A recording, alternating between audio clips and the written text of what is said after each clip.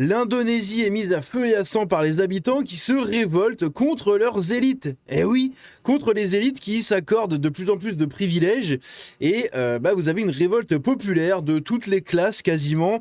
Évidemment, très aidée et très poussée par toutes les ONG de gauche, par les politiciens de gauche, par globalement toute la gauche Soros compatible, hein.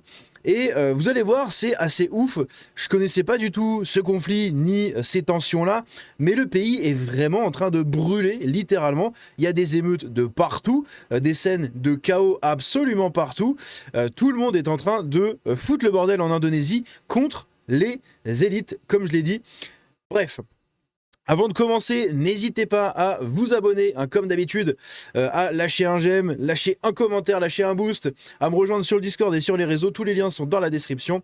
Nous, on est parti là-dessus. Donc, ça a commencé comme ça, en fait. Ça a commencé comme ça puisque la révolte qui a lieu depuis plusieurs jours maintenant, eh bien, tout simplement, ça fait déjà quelques temps qu'elle est entamée.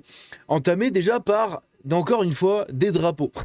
Alors, ce n'est pas une opération de hisser nos couleurs de l'Indonésie, non. Par contre, ils se servent de l'emblème de One Piece, de drapeau de One Piece, comme drapeau contestataire et de symbole de protestation contre le gouvernement, puisque le drapeau a été accroché absolument partout à côté du drapeau indonésien, qui est donc la bande rouge et la bande blanche. Et vous allez voir, ça a vraiment un lien derrière. En Indonésie, la population brandit des drapeaux de l'anime One Piece comme signe de rébellion et de liberté pour critiquer la corruption du pouvoir en place. Ils sont également placés à côté du drapeau du pays, ce qui agace le gouvernement. Et oui, et ça date du 22 août. Et maintenant, on assiste à des images comme ça. Des images comme ça en Indonésie, où en fait le peuple se rebelle. Pourquoi ? Parce qu'il y a eu des nouvelles décisions qui ont été prises par les espèces de députés, voilà, les élus du peuple, où ils se sont accordés eux-mêmes des avantages supplémentaires, des bénéfices supplémentaires, une allocation au logement de l'équivalent de 3000 $ par mois, je crois. 3000 $, c'est 10 fois le salaire moyen des gens. C'est comme si en France, demain, les députés se donnaient eux-mêmes, votaient eux-mêmes une augmentation de 10 fois le SMIC. Donc le SMIC en France, je crois qu'en net, il doit être à environ 1300-1400 euros. Dans ces eaux-là, ça change tout le temps. Attendez, je vais regarder ça. À combien est le SMIC en France ? Je crois que c'est à peu près 1300-1400 euros dans ces eaux-là. Blablabla, 1426 euros net. Voilà. En gros, il est à 1400 euros net, le SMIC en France. Eh bien, c'est comme si les députés, les élus du peuple en Indonésie se disaient du jour au lendemain, tiens, si on se donnait une augmentation de 14 000 euros par mois. Donc vous vous en doutez bien que dans un contexte de crise sociale, dans un pays comme l'Indonésie, qui est en pleine, qui est dans les tensions avec les religions, parce qu'il y a beaucoup de conflits entre les musulmans et les chrétiens là-bas, il y a beaucoup de chrétiens, c'est beaucoup de conflits entre les musulmans et les chrétiens. En réalité, c'est beaucoup de conflits des musulmans contre les chrétiens. Et oui, parce que je sais que ça va pas plaire à la communauté musulmane ou gauchiste qui vont m'écouter, mais pourtant, c'est la triste réalité. Il y a énormément d'agressions envers les chrétiens, chose que vous ne voyez que très peu contre les musulmans, en tout cas en Indonésie. Donc au final, c'est dans un contexte de tensions religieuses, de tensions économiques, de tensions politiques également au niveau du gouvernement, de tensions sociales avec des mouvements sociaux un peu à droite à gauche. L'Indonésie est en train d'éclater. Et ces avantages qui ont été votés par les gens qui vont en bénéficier directement, donc ce qui est totalement lunaire, eh bien, il a juste servi de déclencheur sur déjà un terreau qui était déjà bien poudré et bien propice à un feu, quoi, tout simplement. Donc on va regarder les vidéos, mais vous allez voir, c'est assez ouf. En Indonésie, la situation s'est brusquement détériorée. Le pays est submergé par les émeutes de rue. Les troubles, commencés fin août et provoqués par le mécontentement face aux privilèges des députés, ont dégénéré en actes de vandalisme et de violence sur l'ensemble du territoire national. Les manifestants exigent une amélioration des conditions de travail, une augmentation des salaires et la dissolution du Parlement.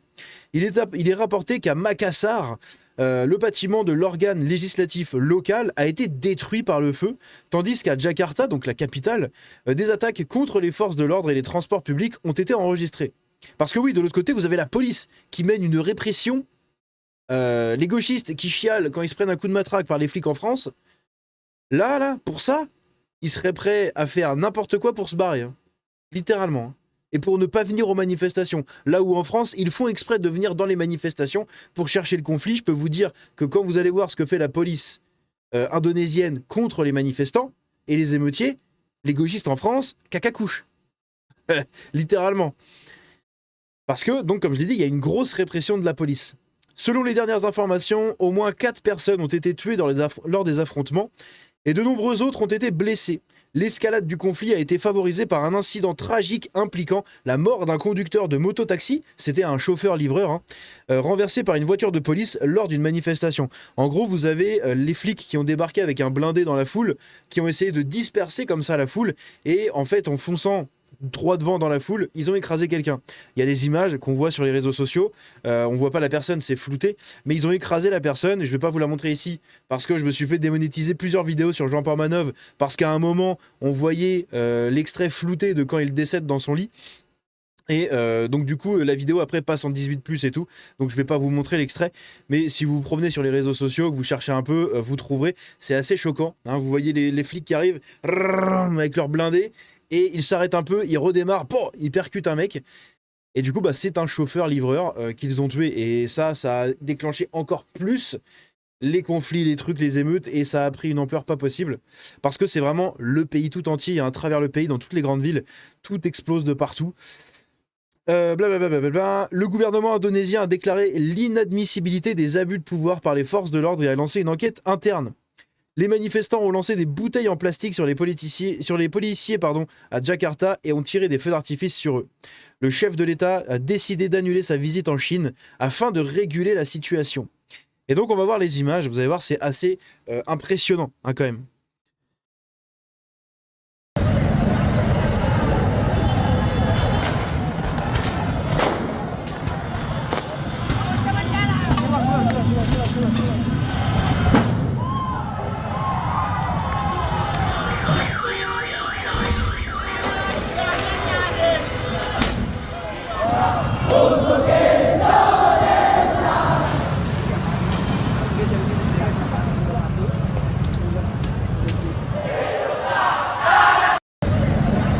C'est ouf, hein, c'est vraiment des scènes...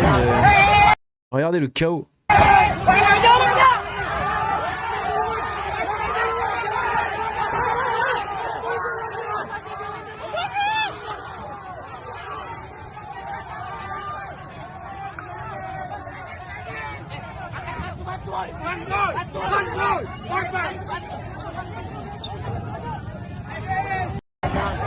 C'est impressionnant.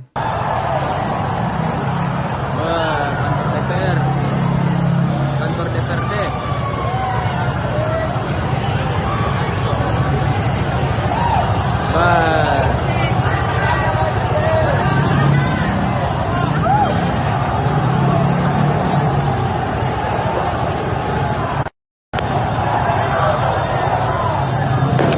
Donc ça, je sais pas si c'est genre un bâtiment qui crame. Ah oui, vous voyez pas, c'est un tout petit. C'est un bâtiment qui crame ou je sais pas quoi, mais...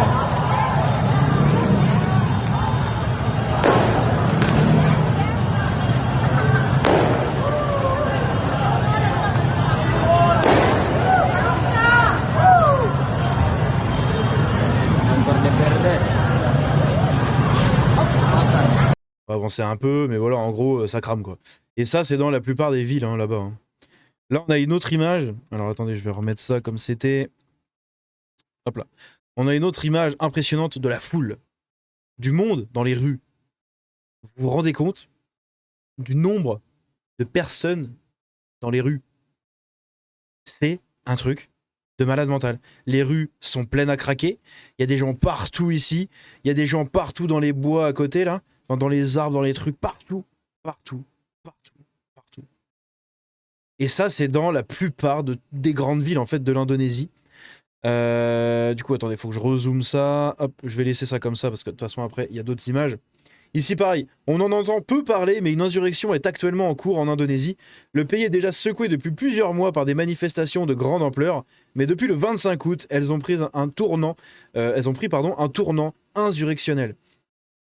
Regardez ça. Oh là putain. C'est chiant à chaque fois là. Hop là. Regardez donc les images. Hein. Les images qui sont impressionnantes. Hein. Tout brûle. Voilà, tout brûle. Tout est en train de cramer. En Indonésie, les résidences d'une ministre et de parlementaires ont été pillées. La flambée la plus spectaculaire de la colère publique depuis le 25 août est le début des manifestations contre les nouveaux avantages financiers accordés aux députés. Eh oui. Et là, on voit cette image qui est ultra symbolique hein, d'un mec, ça fait un peu comme ceux qui avaient manifesté, qui avaient créé les émeutes et tout aux États-Unis, vous savez, les Mexicains, là. Avec le drapeau du Mexique sur la bagnole, avec le feu derrière, c'est un peu orchestré comme ça. C'est-à-dire qu'on positionne les gens, voilà, va sur la voiture, machin, on prend des photos pour les réseaux et tout. Bah là, ça fait à peu près le même délire et ça donne des images vraiment très très impressionnantes. Hein. En ce moment en Indonésie, blablabla, ça faut que je rezoome. Attendez, hop là, c'est reparti. Voilà. En ce moment en Indonésie, le peuple se révolte, le gouvernement a voulu s'augmenter et les députés aussi, hein, donc comme je l'ai dit, 10 fois le SMIC. Ils ont voulu s'augmenter de 10 fois le SMIC. Le SMIC, il n'y a pas vraiment de SMIC en Indonésie, mais en tout cas 10 fois le salaire moyen ou le salaire minimum. Je sais plus, mais c'est impressionnant. Le peuple a dit allez vous faire foutre et ont incendié le Parlement. Nous en France, ils se gavent comme des cochons et disent que c'est notre faute s'il y a des dettes. Eh oui. TikTok suspend la fonctionnalité TikTok Live en Indonésie. Rendez-vous compte de la répercussion et de la conséquence derrière. Compte tenu de la recrudescence des violences lors des manifestations, et annonce qu'il continuera à supprimer les contenus qui enfreignent ces règles communautaires. Là, ici, on a des images d'un mec avec une caméra embarquée à 360 degrés. Regardez ça.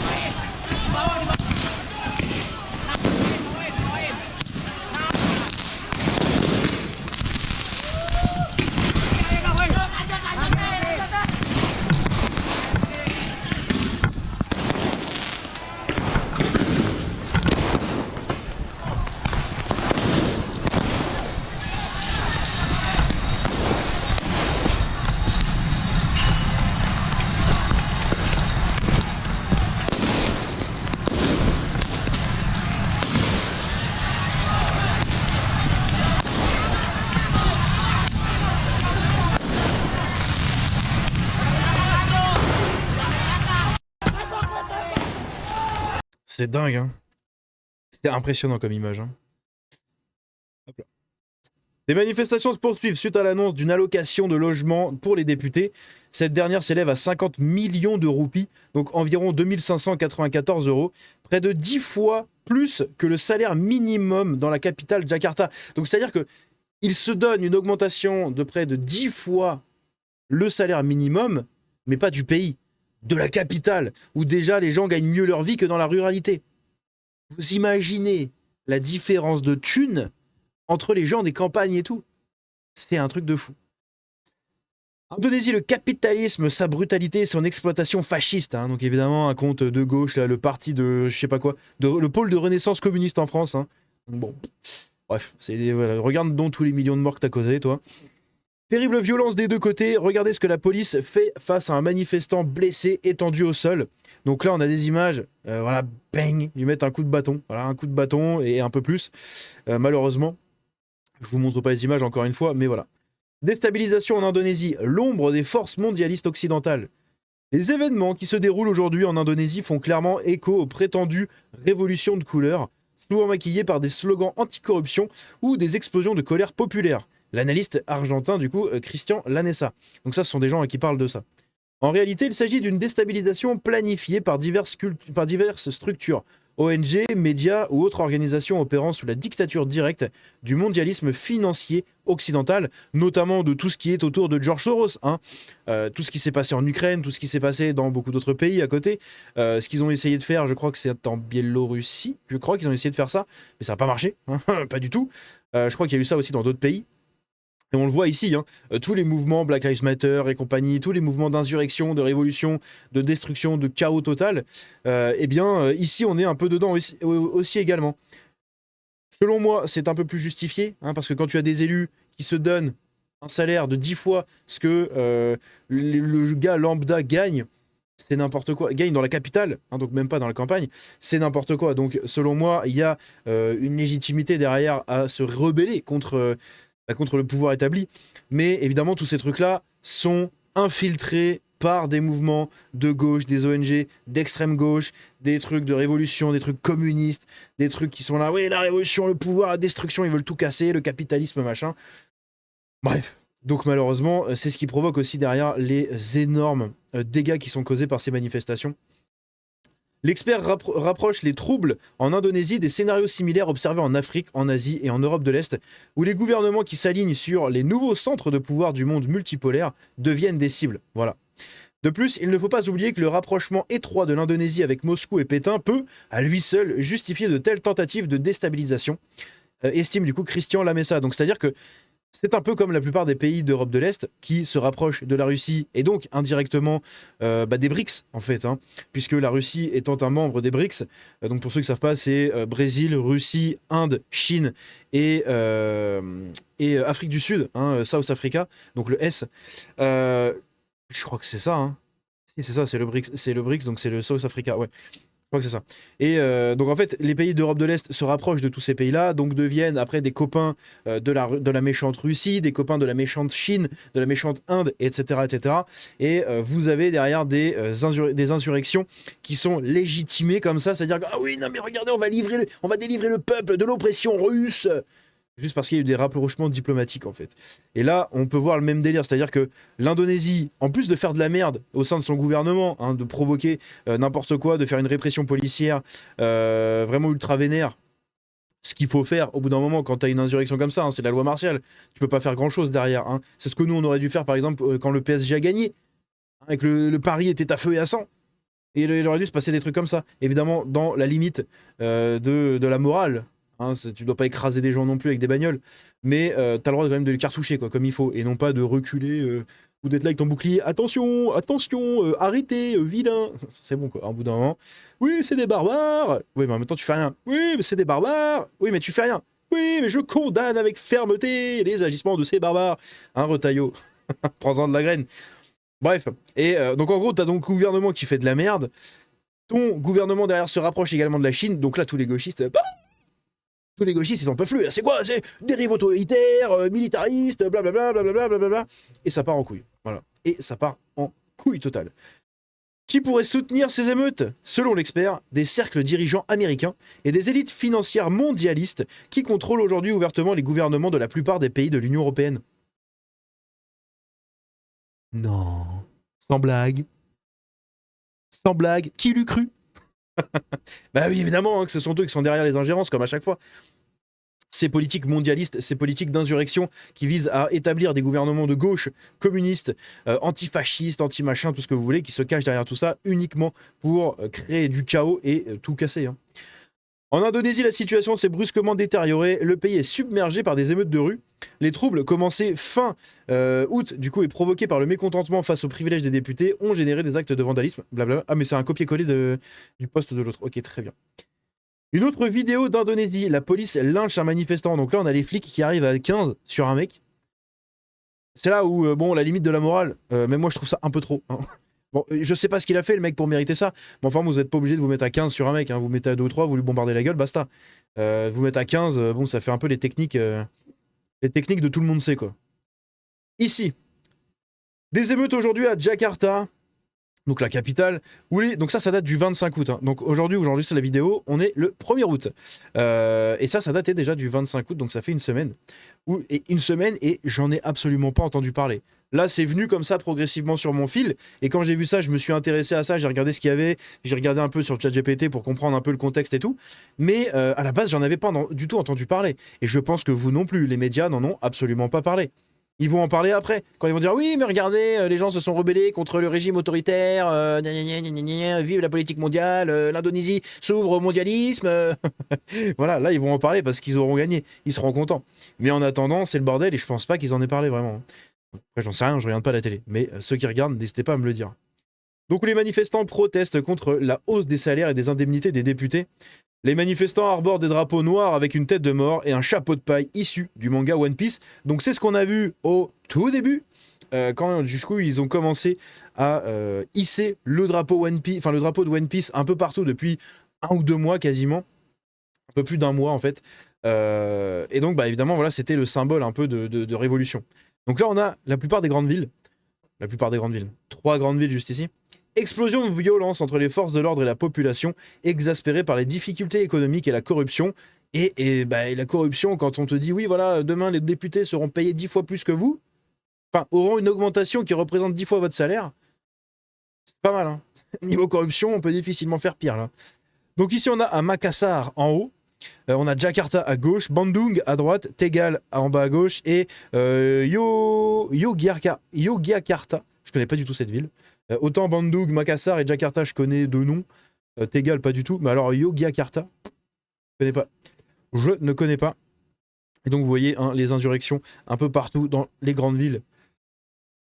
Ici pareil, colère contre les avantages accordés aux députés qui comprennent une allocation de logement presque 10 fois supérieure au salaire minimum dans la capitale. Colère contre la police qui a écrasé un manifestant. Donc là, pareil, ça balance des trucs. Ça balance des trucs sur les véhicules de police, hein, les véhicules des forces de l'ordre. Voilà. Ici pareil, ça c'est la vidéo qu'on a vue tout à l'heure. Explosion de colère en Indonésie. Après 10 jours d'intenses manifestations, la tension est montée d'un cran suite à la mort d'une personne renversée par un véhicule de police. La révolte, lancée il y a plusieurs mois par les étudiants, a désormais atteint de nombreux secteurs de la société. Donc retenez bien, ça a été lancé par les étudiants. Vous ne voyez pas le texte, hein, je vous ai mis la vidéo, mais ça a été lancé par les étudiants. Des affrontements éclatent dans plusieurs villes d'Indonésie. Alors attendez, je vais juste remettre ça comme c'était. Voilà. Des affrontements éclatent dans plusieurs villes indonésiennes, dont la capitale Jakarta, contre la vie chère.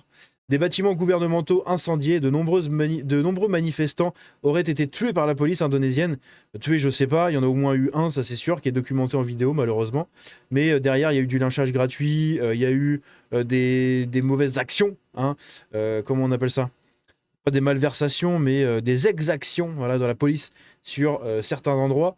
Et derrière, de toute façon, c'est très compliqué. Hein. Moi, je me mets à la place des flics, je pense que je tape sur tout ce qui bouge. Hein. Clairement, au bout d'un moment, t'as envie que ça s'arrête. T'as envie de... Je sais pas, c'est très compliqué. Très, très compliqué. Et on a des manifestants comme ça qui se trimballent avec des balles, ou alors, les balles, ce sont des gens qui les ont ramassés par terre parce que la police a tiré avec, je ne sais pas. Mais il y a plusieurs images que je vois défiler un peu comme ça, à droite à gauche, sans commentaire, sans contexte, sans rien. Donc, je vous la montre ici, mais voilà. Et on a d'autres vidéos ici.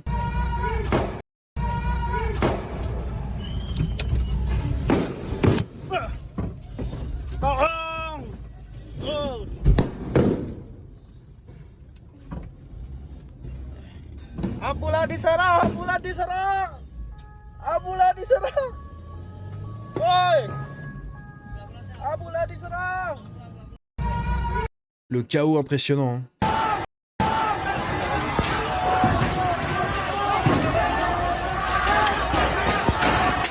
Donc ça, de ce que j'ai compris, c'est un bâtiment du Parlement, ça, du gouvernement.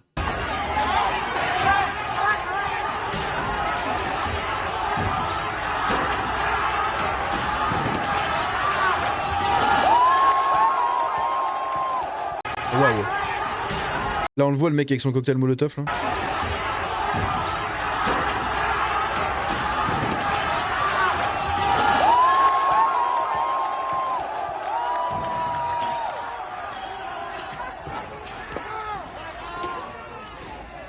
Donc ce qu'on voit, ce qu'on observe aussi, ce qui est très intéressant, c'est qu'il y a des gens masqués, comme d'habitude, avec des masques, des cagoules et tout, mais qu'en fait, c'est que des jeunes. C'est quasiment que des jeunes. Hein.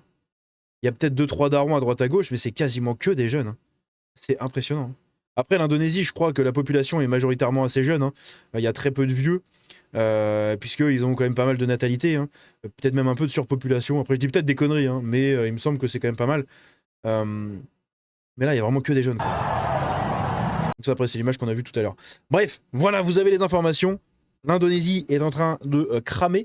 Je vais essayer de suivre ça. Là, étant donné que j'ai cherché pas mal de trucs, peut-être que mon algorithme va m'en proposer aussi derrière, donc je vais checker ça. Mais ça a l'air de pas mal être assez impressionnant, en vrai. Et encore une fois, j'étais pas au courant, ça fait 1 semaine que ça dure, personne n'est au courant, personne ne prévient personne. Les médias n'en parlent pas, j'ai pas vu un seul article en parler. Hein. C'est quand même assez ouf. Donc maintenant, vous avez les informations. Voilà, toujours dans ma quête, moi, d'informations sur le monde entier et de curiosité un peu partout. Et bien voilà. vous êtes servi sur ma chaîne. N'hésitez pas à vous abonner en activant la cloche. N'hésitez pas à rejoindre le Discord et mes réseaux. Tous les liens sont dans la description. Également, n'oubliez pas le petit like, le partage, le boost et le commentaire. On se dit à la prochaine. C'était Django. Ciao.